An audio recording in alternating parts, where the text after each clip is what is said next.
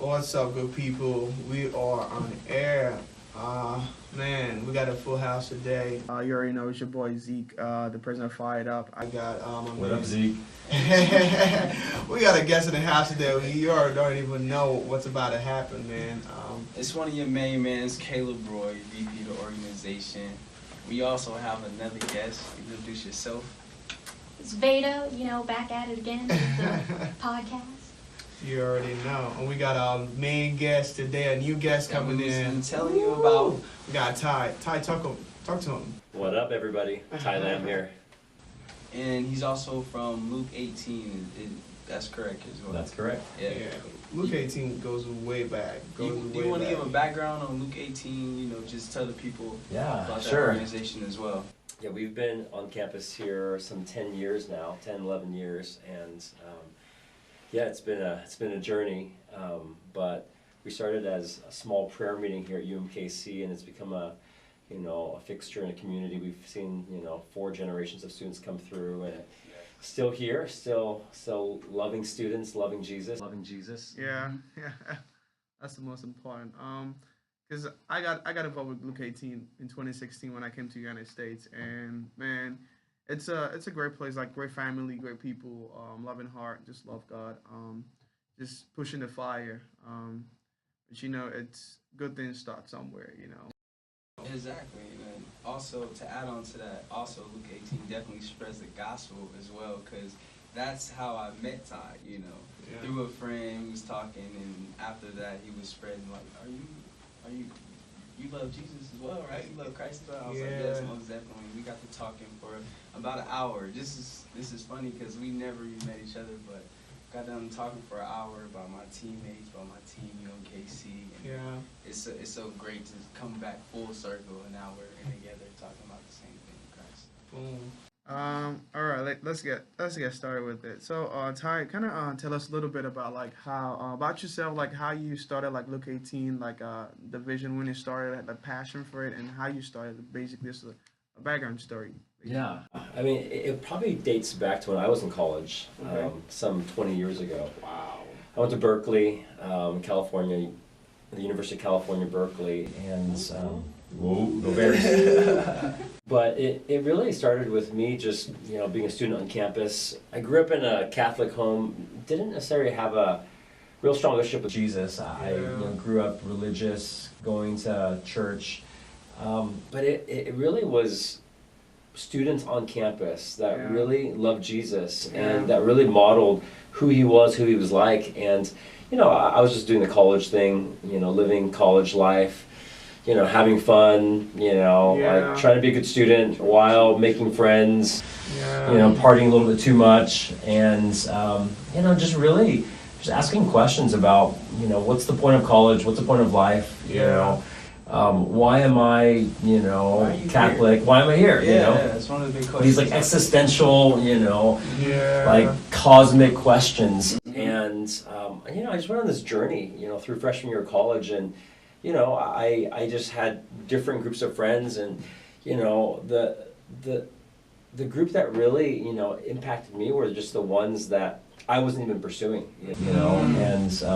It was a group of Christians that really loved God, that really were genuine about their faith, and really loved me when I had nothing necessarily to give, And I went to a Bible study, and really heard about Jesus. I read the Bible for the first time. Heard just the message of who Jesus is as one that loves. In such a way that he gives his life. And I really just never saw the relevance of Jesus. I thought he was mostly kind of a dead guy on the cross hanging in the church, really just, Sundays, and you kind of live your life however, But just seeing how these, Christian students lived, and really seeing how their life was more about loving God as a first priority, and then loving people well. I mean, it was so other than, it was just different, and just over the course of that year, I just saw their lives and how they, they weren't in it for themselves. They were in it you know, for something so much bigger. And I was so moved. I didn't understand it, but I was moved by it. You know, I was just impacted by how they were so intentional about loving the person in front of them, stopping for the one. You know? And so I was the one, you know. And you know, by end of freshman year, I really just saw just Jesus in their lives, and you know, really made a decision to want to know Jesus and really follow Jesus intentionally, not just, you know, haphazardly. And that really shaped my college season. So coming out of college, instead of going off to, you know, I was intending to go to grad school, get master's, PhD in computer science. I ended up going to seminary, studied cross-cultural anthropology. Whoa. Yeah. So, and then I came back and did college ministry at Berkeley for, you know, a number of years. You know, I thought it'd be 2 or 3, ended up being, you know, the next decade at Berkeley, Stanford, San Jose State. Met my wife, and then we came here to Kansas City for a sabbatical, thinking that we would be here for 3-6 months and then, you know, maybe move to the East Coast. I definitely like this story, and it was just because you love to see the person in front of you love you back was so special. You had nothing to give but love. And I also like your story when you was telling how they like sowed a seed in your heart of love, and then that's the only thing you had inside, so you wanted to spread it. So from there, that seed sprouted as years came upon. And now you're here right now, doing the same thing on a bigger scale. So that's just good to see. Totally. You know, it's really one of those things where, you know, love is you're good at my expense. And so oftentimes, you know, we love when it's convenient. You know, we love when we can get something back in return. You know, like we love the person that has influence. We love the person that can really make our life better, you know, because we want something from them. You know, we want to have a dating relationship. We want to, you know, curry some favor. And oftentimes we don't love the person that, you know, really doesn't have anything to give us. You know? I've been questioning that quite a bit since just adulting on my own for the past couple of years, and you know, it's really interesting to sit and think about how, you know, in the secular world, every single thing is a transaction. You know, it's what utility can I get from this thing in terms of economics, but how much utility can you produce from spending this amount of time or doing this thing with this person? How much joy temporarily can you use to fill yourself up? You know what I mean? So it's an interesting thing to kind of sit and pick apart. Totally. And, you know, when you think about it, you know, you only have so much bandwidth. You know, we all have 168 hours in a week. You know, we only have so many people we relate to, so much time to invest in, you know, different, you know, relationships, you know, projects. And at the end of the day, you pick and choose, you know, who you love. And, you know, it oftentimes we love where it's most productive and fruitful, you know? And I mean, I kind of want to touch up on that because I think John Maxwell put this when he said that the high road is treating people better than they treat you. The middle road is treating people the same way they treat you, and the low road is treating people worse than they treat you. You know, and in life today, we kind of have a way where we think, if I can gain from you, if I don't have anything to gain from you, I don't even want to be friends with you. Exactly. You know, you no longer see real people anymore. And I feel like real people touch other people. People who are like, I am 100% real. I just want to be friends with you just because I just love you. Exactly. And I can definitely touch upon that as well. Just mentioning the love aspect of it, meaning like if I love you and you don't love me back, then it's no longer, I'm not, you know, in love with you no more. Rather than God's love is unconditional. Whether you make a mistake, whether you're on the toppest platform, he's still going to love you no matter what. You know what I mean? So that's the unconditional love that we're all cultivating right now. Totally. And, you know, it's funny because oftentimes, you know, we love, someone loves back, and then there's you know, in that relationship there's a breach sometimes where someone fails, someone hurts you, and you know, when you get hurt, you know, how do you respond? Oftentimes when you get hurt, you're like, forget you, you know, I'm shutting my heart towards you. You know, if you're gonna treat me that way, I'm not gonna love you back anymore. You know, and when you think about the love of God, it's so different than that. You know, like in God's economy of love, I love that word, economy. In his economy, you know, he doesn't love because he's getting something out of it. You know, he loves because it's who he is. And the crazy reality of it is that there's nothing that you and I could do to change how he loves us. You know?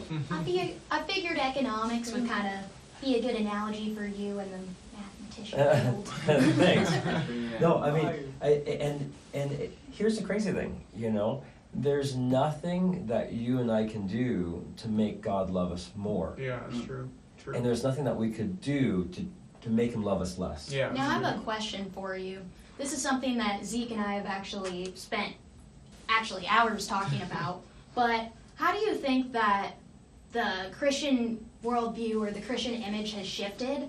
And how do you think we can come back to a place to where it's more modern, more updated, and more to society's standards at this point in time?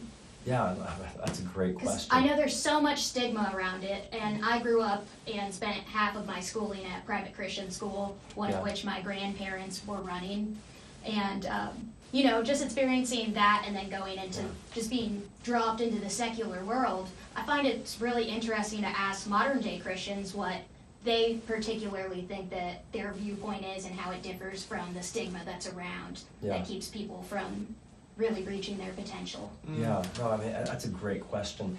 I mean, I think it really, you know, what you're touching on is the difference between form and meaning, you know? Mm-hmm. Like, there's the form of Christianity, which is the tradition, the practice, the, you know, like what you see at church on Sunday. You see, you know, music, and then someone gets up and does an announcement. Well, you know, announcements. every church is different Choir. nowadays. Every church has their own kind of vibe, just like every individual, and every pastor's got their own style, and each community has so much to offer. But when most, you know, college-age students nowadays think about the church and that community, they think of, you know, people that are picketing outside of schools. They think of, you know, conservative Republican people that may or may not be prejudicial towards certain demographics and groups. Mm-hmm. And, you know, I hear this all the time from friends that don't really recognize with any particular religion. They think that the church isn't going to welcome them. Yeah. And whether it be any particular religion, I think it's really interesting to kind of see about how we can pave the way to make things more updated, because as the years go on, things need to change. I would push back and say this, more than more updated, I would say going back to the way it's supposed to be. Yes, I always say back to the start, like the original values. because I think sometimes for the sake of relevance and modern, we just change the form, right? Because if the form is the external and the meaning is the internal, sometimes we try to work hard to make things more hip and more relevant and cool looking, but really we're not clear on the meaning. Talk to them. Go deeper there. Because if you're not clear on the why you do church and the why you worship and the why Christian, then it's all just ritual and it's all just form. It's all just icing, you know, just like cake and icing. Like, you don't want to ever eat too much icing. You want to get to that cake deep down inside. It's just the inside that counts. I mean, you know, you need some substance. You want the double step Oreos. No, I mean, I'm sure you guys have been to a wedding, right? Yeah. And you see this cake. It's beautiful. I mean, it's like this triple layer cake, and it's glowing, and then you bite into it, and it tastes like sugar butter. We don't need that. Yeah. No one needs fondant and ganache. You watch Cake Boss, I know. Cake Master, me too. I've seen it 1 or 2 times in my life. And I mean, But the reality of it is, it's like, if it looks good on the outside, on the inside, it's just sugar and butter. It's You not know? worth it. That's kind of a funny and interesting analogy just towards the individual. I mean, you can change and update how you look on the outside. You can Talk give to off any specific appearance. Talk to them. But then, if the inside's still the same and you still have unresolved issues in your heart and in your mind, then Yeah. you might as well be that butter cake that's super vanilla on the inside.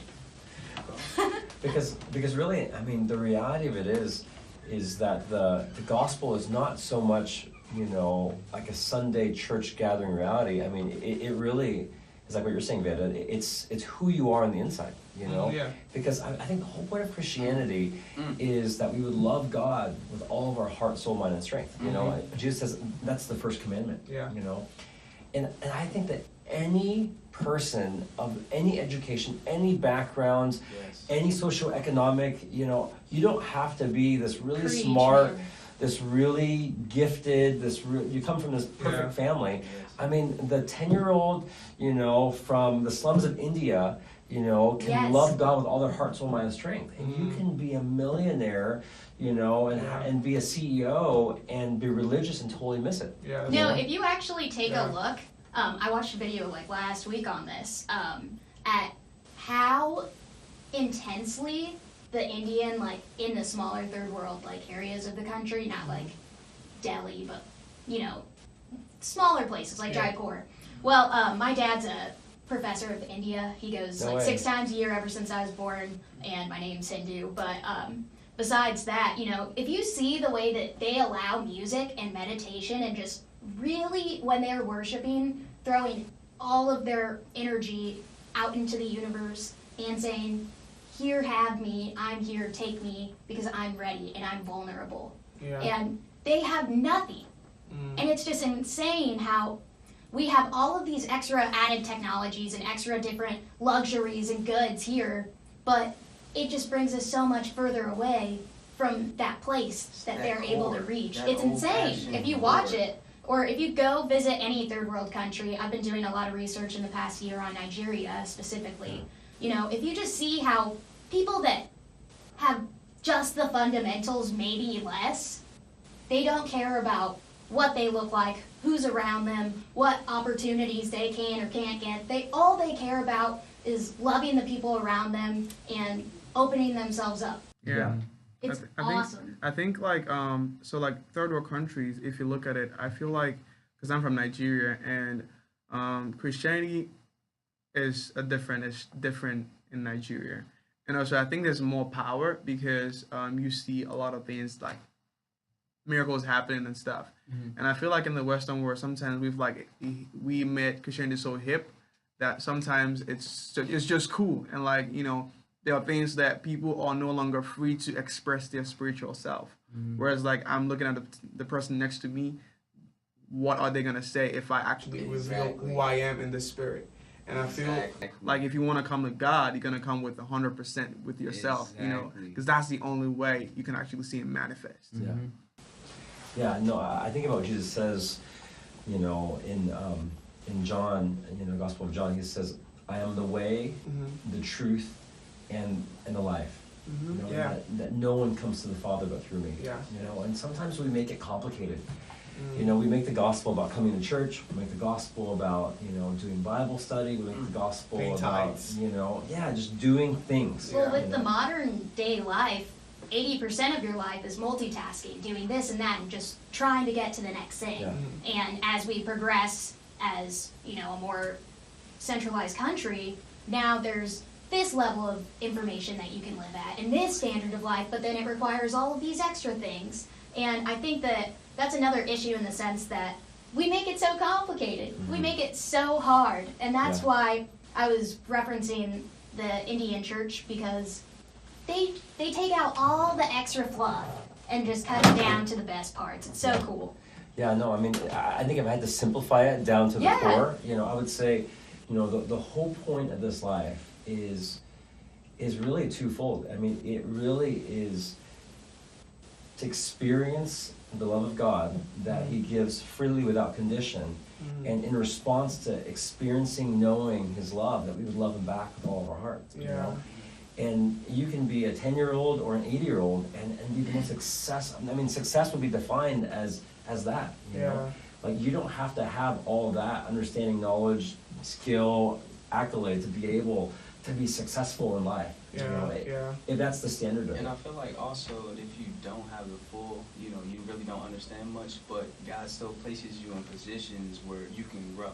So it's a lot of pain and struggling going through the journey as well. And a lot of people are scared of that pain. But Yeah. you gotta know in your heart if you're with Him, you know, you're much stronger than without Him. You know what Totally. I mean? So you just gotta push through the obstacles day in and day out, and you definitely have to do your Yeah. daily walk and eat your daily bread. Yeah, I think the scary part, you know, that you were mentioning, I think one of the hardest parts about Christianity is the idea of surrender. Yeah. Mm-hmm. Because I think the Lord's desire for us is that, it says in Jeremiah, that He knows the plans that He has for us, the plans, the purposes He has for us, And I think that He has dreams for each of our lives, that He made us with intentionality, with purpose, with meaning. Yeah. But the hard part is oftentimes we want to be in control, Well, I've spent so much of my life fighting that feeling of surrender? Of surrender, and just like letting someone else, or just letting another purpose replace the one that I saw myself having. Letting it go and just saying, hey, so this is what's happening, and I think I need to do this, and then your heart saying, no, there's another plan. And it takes a lot of surrender and a lot of vulnerability to say, hey, I'm going to go in a different direction than I had planned for myself, or my peers had planned for me. You know what I mean? Yeah, touching up on that, this is because so in this radio show, we always want to put everything about purpose, being able to direct and put everything in perspective, because I believe that you are a man of faith, and I believe that faith is all about risks. Sometimes you just got to jump, And for you to start an organization for 20 years, I know it took you a lot for you to be able to step out of your comfort zone. And for me, even being able to have my own organization called Fired Up, it's not been easy. I had my own plans, but God said, you have to move back to Kansas City and start up this thing. Because most times faith, you don't have to see the facts. You have to jump. So kind of in that perspective, how did you jump to start your organization and start serving God 100%? What was it like to have that faith, even not knowing how it's going to be like? Just jump in and say, I'm going to do it. Yeah. I don't think I set out to start an organization. Yeah. I really set out to really make a difference. Yeah, come on. I mean, I think it started with me first, aligning my life with who Jesus is, and then the place of surrender. Because I think it's one that we can talk about love. We all like the topic of love, but the topic of surrender is really, that's like, you're encroaching on people's, ability to do what they want to do, and and I think it was the place of surrender where I said, God, I want to do what you want me to do, and not what I want to do because I think that somehow, I could get something out of it, and just because my life aspiration was not to do ministry and to go and, like work in college camp. I mean, I'm 40 this year, and... Well, you look great. Thanks. You were young. Asian don't crack, man. I know. I hope I look, when I'm 60, hopefully I'll look 40. 40 years young. Yeah.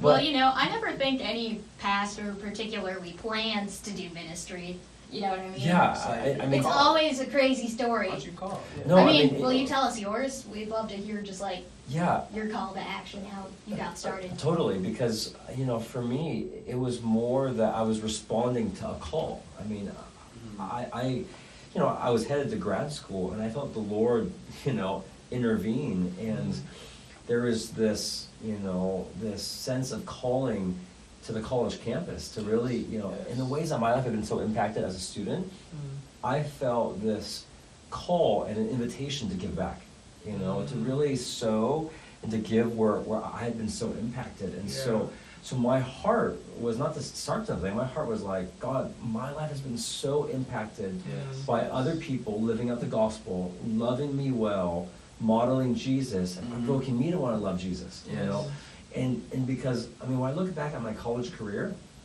the decision to follow Jesus, looking back 20 years from now, the decision to follow Jesus has so shaped who I am, the values I have, who I've become, who I would marry, what my kids would be like, where I've lived, who my friends are. It's shaped my whole life, and I made the decision as an 18-year-old, not realizing the gravity of it, But because of that decision and the willingness to surrender, saying, Jesus, I want you to be Lord of all, not just Lord of my Sunday, or Lord, use me. It's Lord, use me. I just had this volunteer spirit. I'm like, Lord, I'm willing. And so I graduated from college, and I went back and went to grad school, got a seminary, went to seminary and came back to Berkeley, and pretty much said, Lord, I just want to love college students. And it's now been 20 years, And in the span of 20 years, the Lord opens doors, and He brought people together, and teams got built, and you raise money, and you start, starting an organization kind of happen along the way. Exactly.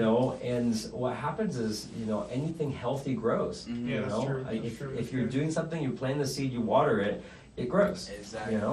Because your whole point was just to make a difference. And then as you walk in that purpose, that plan, obviously organizations begin to grow, donations start coming, everything starts to grow, just like I was talking about with that seed that God planted for you. Yeah. And then now you're actually watching yourself grow individually as well. And not only you growing it individually, it's whoever you speak to, you're also planting the seed in Christ in their hearts as well. And, Totally.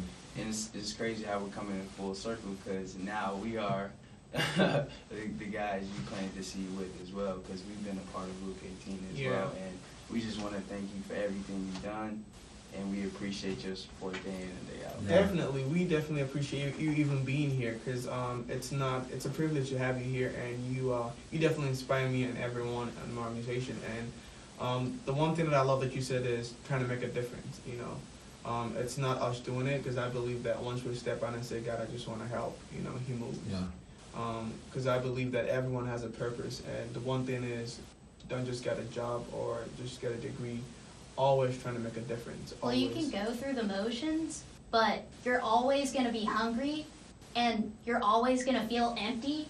But then once you start really cultivating a purpose that's not for you, but something to better the world that we live in, and just something to really reach the people around you and cultivate love and cultivate a feeling of belonging and community, and just kind of thinking a little bit more critically about things. That's when you can really start to feel full. And that's when you're going to feel that difference. And that self-recognition that you were talking about is everything. Because once you can see the progress that you're making and the impact you have on other people's lives, that's when everything starts to shift. Yeah, because I think it's like, if you have all those find what they want, they'll help you find what you want.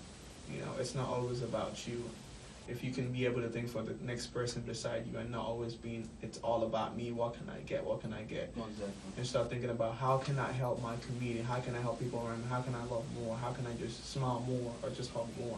And if you do get on a certain platform as well, still always stay humble, because it can easily be taken away from you as well. So just stay humble and always give the glory to God. I say it's like building a house. You always have to have a good foundation, because as soon as you have a crack in your foundation, that's when the entire structure just falls apart. But if you build that house on the Lord, best believe you'll be anchored into that foundation. Come on, that Kaleb. rock.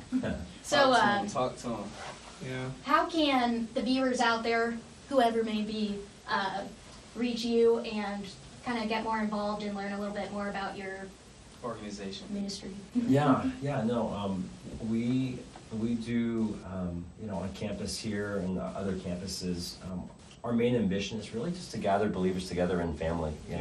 We have these shirts called Revival is Family, and our heart is really to have these Acts 1, the book of Acts, these upper room praying families, where it's believers coming together because they love the campus, and they believe that God's got more they want to do on campus in the lives of students, and they would come together and pray. That us coming together and laboring in prayer is an expression of our love for the people on the campus that haven't experienced Jesus, that are really just in places of pain, stuck, hurt, challenge, and that from the place where we pray for the campus, we would go forth and love the campus. We're coming together to pray as a, like Acts 1 upper room praying family, laboring for Acts 2 revival and awakening. But I really believe that, so much of it is connecting to God's heart for, first getting His heart for you, and then getting His heart for those around you, and then like really, I mean, just in the course of everyday life, stopping for the one, you know, loving the person in front of you. Yeah. And oftentimes we think that, you know, making a difference is getting on a platform, getting a radio show, as cool as this is, you know, which, by the way, this is so cool. You know? Thank you. Well, it could just be one person. That's where I started. I said, I'm just going to do one thing a day, Yeah. you know, because you got to build it up.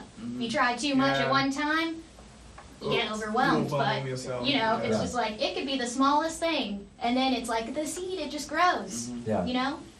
So we're also going to put some more information about Luke 18 in the descriptions below. Did you want to give yourself a shout out? Shout out. Shouts out. Sure, yeah. If you want to find me on social media, you can find me at, I think on Instagram at ThaiLam, THAI_Lam, LAM, or if you find me on Twitter at ThaiLam, at ThaiLam on Twitter. Most definitely. Go follow. And then, just really quick, how specifically can UMKC students get in contact with you and kind of see what it's all about themselves firsthand? You can go to Luke 18 Project or just luke18.com, you know. And we'll have it in the description. Yeah, so luke18.com webpage. You can go to, you know, at Luke 18 Project on Instagram, Twitter, Facebook. And we have meetings throughout the week, you know, Tuesday, Thursday, Sunday. Well, options are good, because I'm sure a lot of people out there watching or listening may be, you know, looking for something like this. And, you know, you may be the difference that it takes. I love it. We're really happy to have you here. Thank you. It's really an honor to get to be on your show. It's really, I mean, super fun. You know, Veda, I'm just meeting you, but you know, Kaleb and Zeke.